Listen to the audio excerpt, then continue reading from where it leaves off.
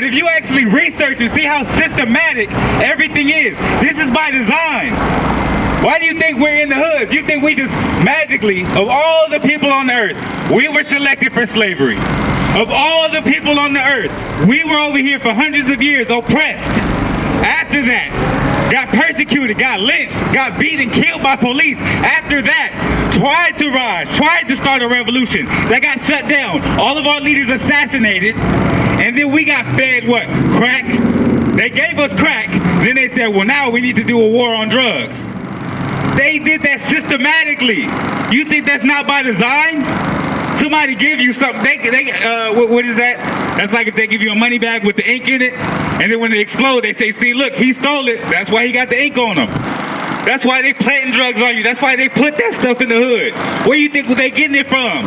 How many of these hood dudes that be selling actually know how to cook crack? Where do you think they get it from? They dump that stuff in the hood. So they had an excuse to come bust down the doors and terrorize your communities. And then when we talk about it, we negative. Maybe you don't know somebody that's been killed by police. Maybe you ain't been pulled over and had guns drawn on you. But you gonna wait until it's you before you decide to make a difference? You gonna wait until it's your life or it's your son? And then you'll be like, hey, I think we should do something about this. Don't let it hit home before you make a move. That's all we're trying to teach. We're just trying to teach our people. And people say, well, what are you doing? First, we got to teach you. Man, if it really came down to it, if we was ready to roll, I'm down. If everybody was like, you know what, we should go against the police, I'm down for it. But I do it right now by myself. How many people remember Chris Dorner? Probably you like, oh yeah. Christopher Dorner, Chris Dorner. Man, he was on the TV, he was everywhere for a little while. Ain't heard his name since. He's a martyr. And most people looked at him like he was crazy because they didn't understand what he was fighting for. That's why we out here to teach first. Because we want you to understand what we fighting for. It's only our people that's being gunned down in the streets, that's being persecuted, that get followed when you go in the store, that get pulled over because you look suspicious. When's the last time you seen a police car pull somebody over and it was a white dude that got out with his hands up? Not never. Never. Never. You ain't never seen that. Me and my brother got pulled over not too long ago. Dude walks over with his gun on, with his hand on his gun. He was ready. You know why? Because we're young and black. What my man saying in the song, he said, my people, I'm watching all my people pass and they think I must have did something because I'm young and black. There's a stigmata placed on us. And the crazy part is, we don't see all that's happening to our people and decide to come together. We make more and more separations. Find more and more reasons to fight each other. Because of different hoods, different views. Can't tell, walk around with braids, twisties, afro, everybody looking. They be chilling, then they get to standing a certain way, then they get to throwing up gang signs. Like, damn, I ain't did nothing to you. But you got a hatred for your own people when you see them. But then the police roll by, you don't say nothing to them. White people walking through the hood, I don't know what they doing down here. You don't say nothing to them. But the dude that's in the same situation, the dude who got to get up with Monday morning, early as hell like you do, to go bust his butt for practically nothing, just like you do, that's the dude you got a problem with. The dude who look like you, that's the dude who you gonna press when you see walk down the street. How many of us really have something? People, even the people driving nice cars, be broke everywhere else. And you gotta pick your battles. So they be having a nice car but a busted up house, or a nice apartment but a busted up car. But how many of us really have something they can pass on to their people? And how many of you would even want to pass on your job right now? How many of you want your children to go into your profession?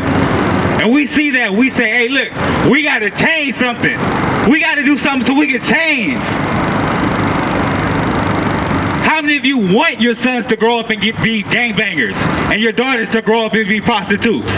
But that's the way it's leading. That's the way it's going. How many of you is going to let your daughter walk out the house half naked? Half them girls be going out there, you know damn well your parents didn't see you. And I see girls who did that back in high school.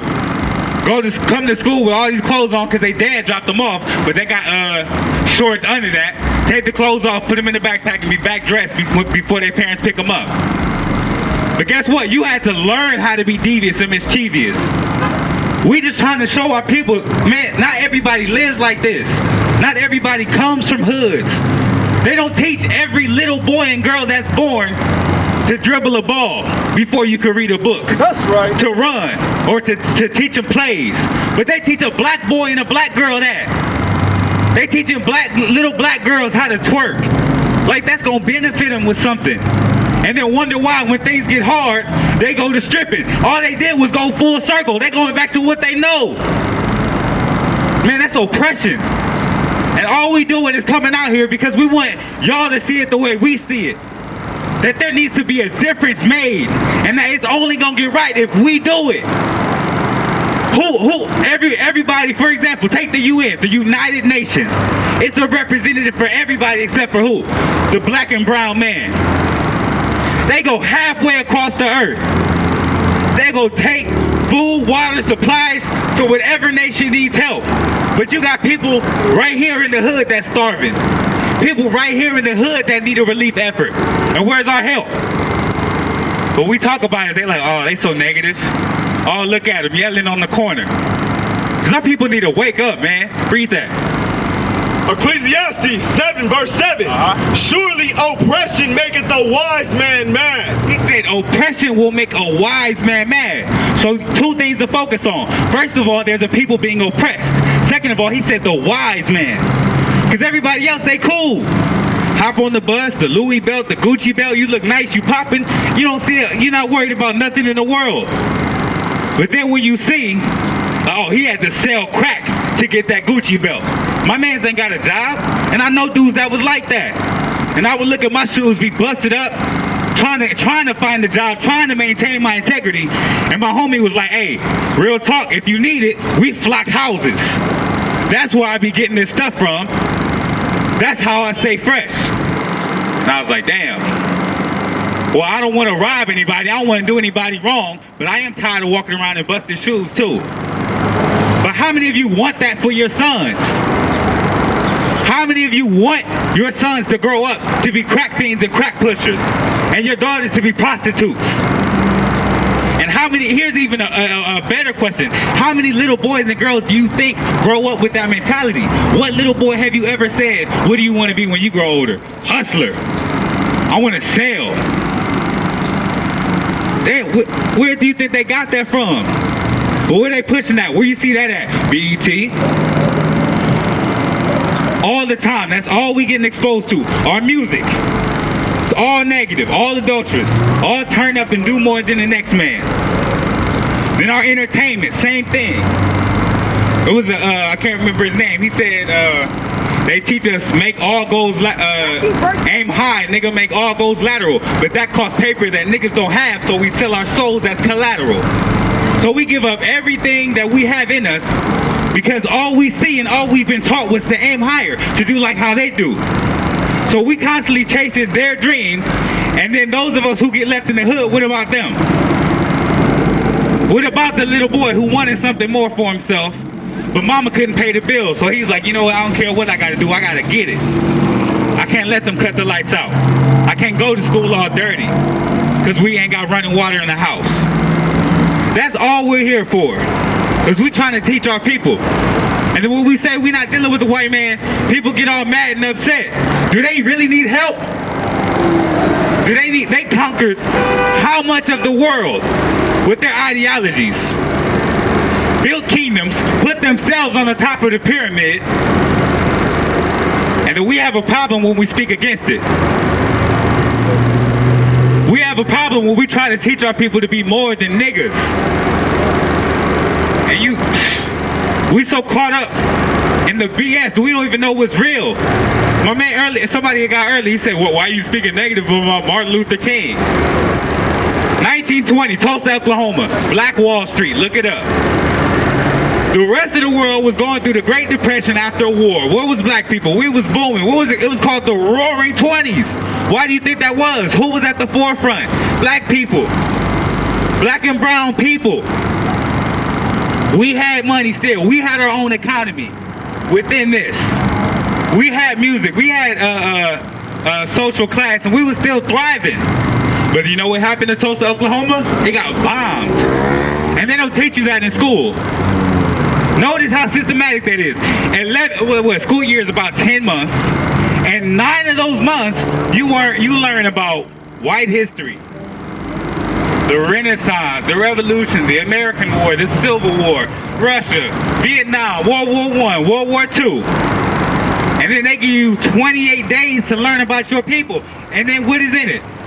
Slavery is half the month. Then the other half, you hear the name but don't learn much about Malcolm X.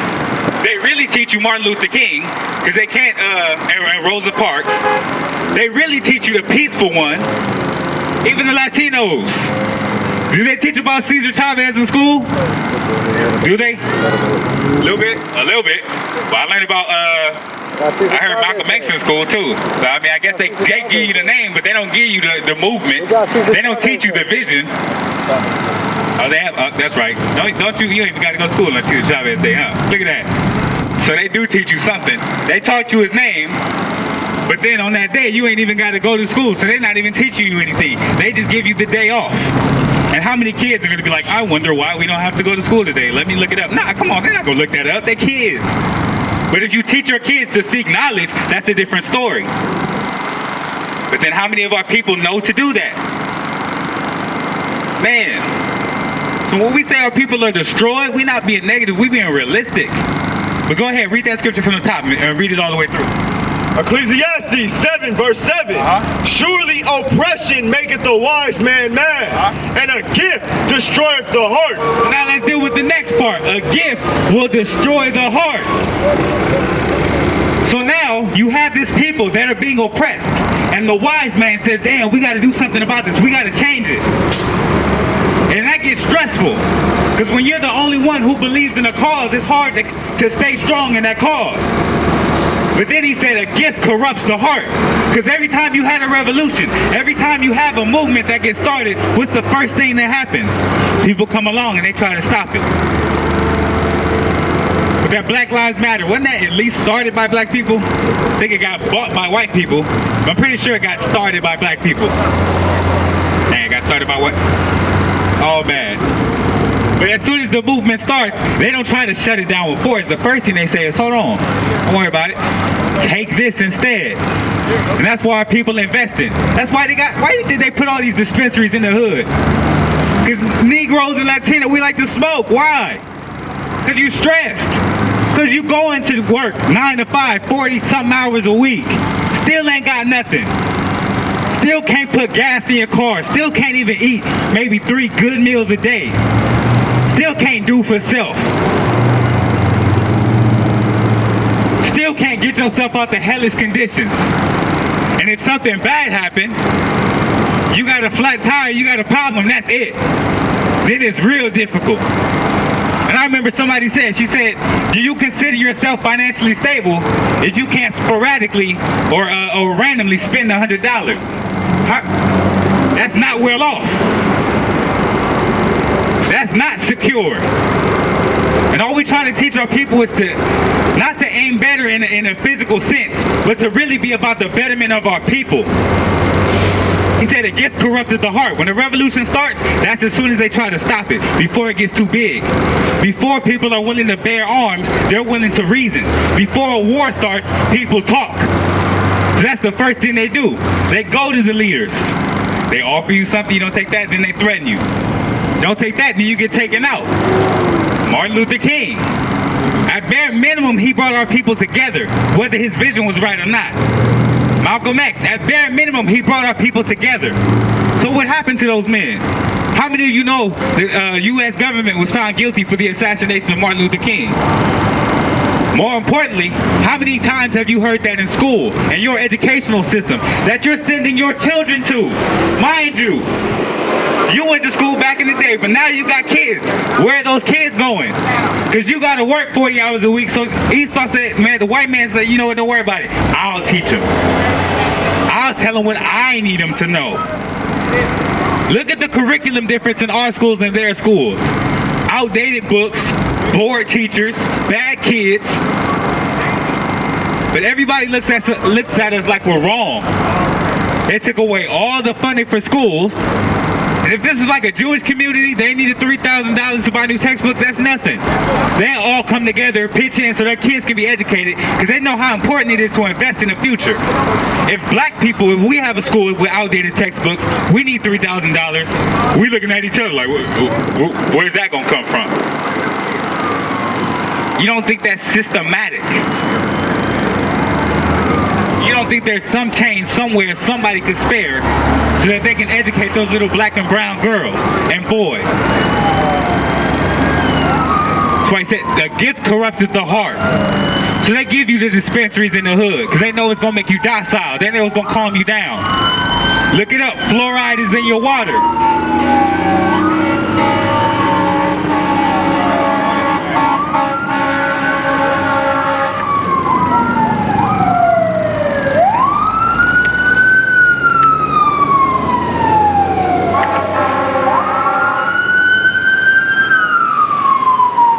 Fluoride, which is in the water, first introduced after World War II.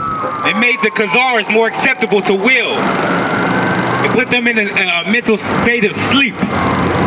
So they put that in all the water now. It's all systematic. It's all by design. So they offer you gifts because they understand once they start to see, you don't get angry and you want to do something about it. That's why they give you gifts. They put a new show on TV. When Negroes and Latinos, we get to coming together, we get to riot, and what happens? All of a sudden, Jordan gotta drop a new shoe. And instead of being at a protest, or instead of being at something where your voice can be heard, where they at? Sleeping out in front of the mall days before the shoe gets there, because they gotta have a pair. Intense. I ain't never seen black people more dedicated to something than the Jordans, and Louis, and Gucci. You sleep outside in the cold for days because you know Jay's is coming next week. But then we come out here, we say, hey, look, we need to start doing something better for ourselves. We already did. Man, everybody had a solution. We already tried it. We tried marching peacefully. Tell me if I'm wrong. Stop me when I'm wrong. Honk if I'm wrong. We already tried peacefully protesting. What changed? Now we can sit amongst them, but what they do, they pushed all of us in the hood, then they went way that way. And you walk around there, they look at you like you're crazy. Or you get pulled over and asked what you're doing. We already tried the Million Man March, which if you really think about it, taking 1 million people from one place to another costs a gang of money. You gave them a payday. Then you walked in front of the White House twice. Twice they did that, and what's changed? But they said this time we got a slogan, justice or else. Oh yeah, they gonna love that one. That's like if you got a bully in school, and the bully, you walk up to the bully, you say, you know what, I don't think you should take my money today, cause I don't like the way you've been treating me. Who gonna listen to that? You gotta do instead. And he said, what you gotta do instead? And like I said, we try to be wise with what we said, but anybody ever seen The Purge, the second one? The black dude who was starting the revolution, they had black berets, AKs, and beards. And he said it only makes a difference if it's written in blood, their blood. Now, once again, I'm not saying that. That's what I'm just quoting the movie. So y'all can't say, oh, they told us. But it makes sense, right? Who gonna listen to you until you start making a difference? Every movie, all the superheroes, you take the underdog. When he gets on top, then everybody wanted to say sorry. Then he was heard. If you're trying to be peaceful with somebody that's going to war, how much progress you think you're gonna make? If they don't value your life, how many, man, I wish I could remember the dude's name. It was tanks rolling through his country, and he stood in front of them and stopped them because they weren't willing to kill him. They show you all the time they're willing to kill a black man. Pull you over, gun you down, because you look suspicious.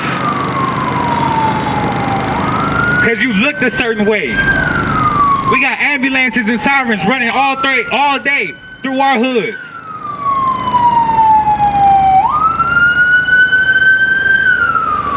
And they only come out when somebody hurt, right? Guarantee we gonna go back home tonight. It's probably gonna be sirens all around the hood. We live in hellish conditions. Give me Ezekiel 33. 33, start at verse 7. We live in hellish conditions.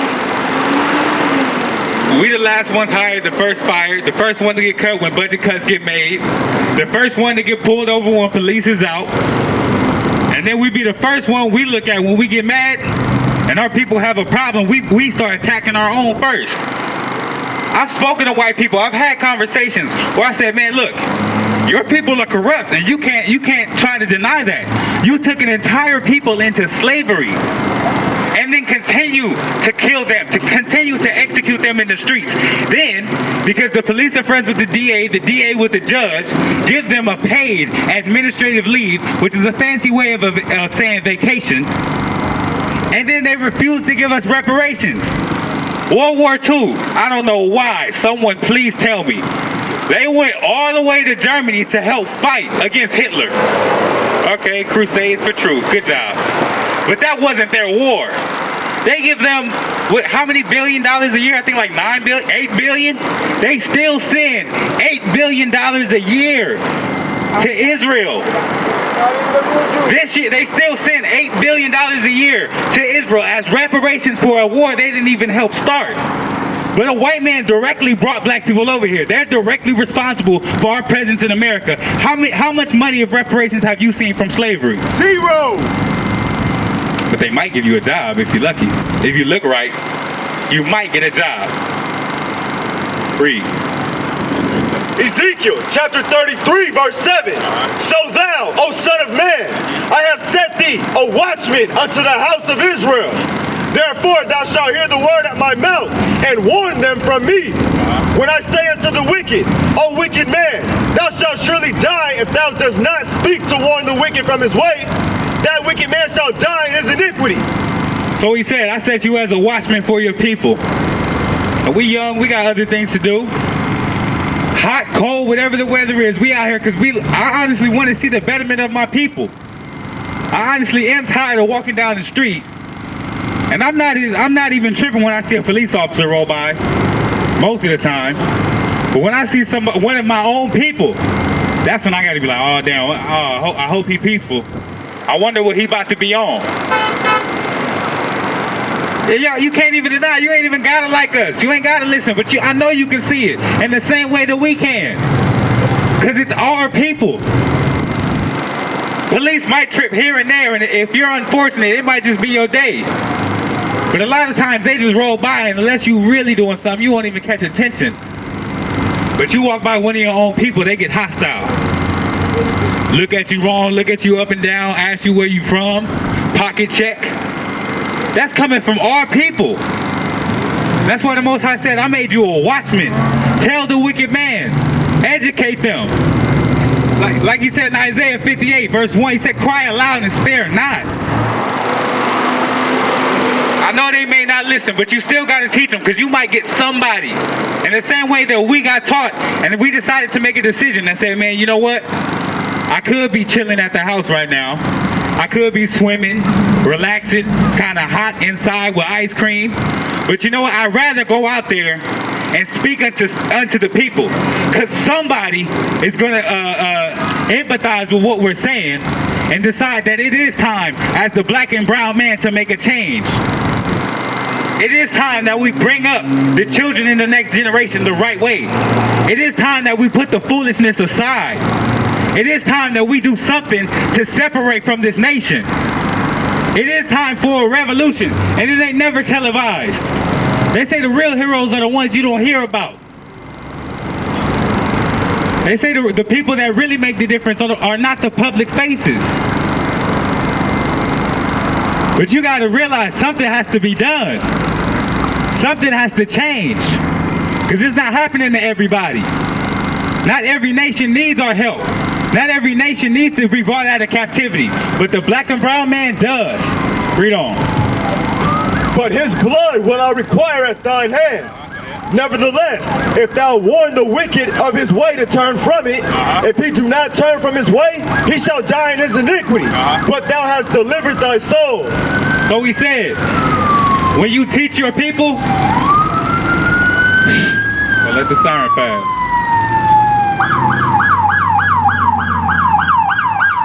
Now, as many sirens as have passed since I've been talking alone. Now, who do you think they're going to get? You think they about to pass up Crenshaw? pass up all these streets and all the hood and go way down at the end where it start getting nice. I know y'all know what I'm talking about. Them big houses, them nice big old gardens. You think they going down there, or you think they coming to get somebody in here? Clearly in here. But he said, warn the wicked man. Show my people that what they're doing wrong. Because a lot of people don't know. A lot of people actually do want to do right. They just don't understand the path. So, just like, I can't remember exactly what he said, but long story short, he said if the fathers aren't in the houses, then the boy gets raised up by the OGs and by the streets. What they say, get that boy a street jacket, tell him put his I can't remember the lyric. Bottom line, he get raised up in the streets. So we out here so that those young men don't have to be raised up in the streets. We are showing you another option. There is something else. 420 coming up. Everybody getting ready to turn up, getting ready to enjoy themselves. You know what's gonna happen? Y'all gonna lead up to it. Y'all saving up money now, about to have the edibles, the good, the backwoods. You gonna blow trees for that day, maybe two, if you really a smoker. And then guess what? You're gonna be back in hell. You're gonna go back to your job praying that they don't do a drug check or a random drug test. You're gonna wake back up the next morning, going back to that job that ain't paying you nothing. Oladu Equiano. It was a slave, a man that was born a slave, but he died so-called free. And he talked about how he was a real skilled slave. So his master would lend him out to other slave masters. And he would make like $2, which was like, this would be like making $2,000 a week, right? His master would take all his money and give him like 10 cents. And he said so that he wouldn't have to feel guilty about what he was doing. So now how does that correlate with today? You make hundreds of thousands, at least tens of thousands, even if you're working at a small little, one of these places, a little Wingstop or a Little Caesars. All the people that come in there buying food at all times, and they might pay you 10 an hour. That's like one person's order. So you make tens of thousands of dollars for that company, and how much do they pay you? They give you scraps. The same thing that they did in slavery. You make a gang of money, but you're still my slave, right? So I'm gonna give you the scraps. Systematic. Read on. Verse 10. Therefore, O thou son of man, speak unto the house of Israel. Thus ye speak, saying, if our transgressions and our sins be upon us, and we pine away in them, how shall we then live? Say unto them, as I live, saith the Lord God, I have no pleasure in the death of the wicked. So he said, with all that's going on, he said, how should we even live? What should we do? He said, live as I live. He said, I didn't have death with the pleasure of the wicked. And I ain't gonna lie, I get sick of stuff, man. You get sick of walking down the street having to watch out for your own people. You get sick of trying to help people all the time, and they the same ones that disrespect you. When we go, if white people hear us, they're like, oh, we're so glad that black people are finally doing something for yourselves. But then the black people, they like, oh, what y'all talking about? Y'all to be the first ones to get hostile, first ones to get upset, first ones to try to duck your head down and run by. And all we talk about is black and brown pride, black and brown strength, doing something better, because what we've been doing for the last however many years, at least the last 100 years, ain't working. And talk to the elders. Oh yeah, we did the protests, we did this back in the day, that back in the day, and we doing the same thing. That's the definition of insanity. Doing the same thing but expecting a different result. So back in the day, go back, 40s, 50s, 60s, black people was getting killed, they was getting lynched. You were being executed, regardless of the way you got executed, right? Whether it was a lynching or a bullet. So they marched peacefully. Peacefully. And now today, and you know the popular names, everybody knew Trayvon Martin, some people might know Emmett Till, but I think that was the older one. Some people know Oscar Grant.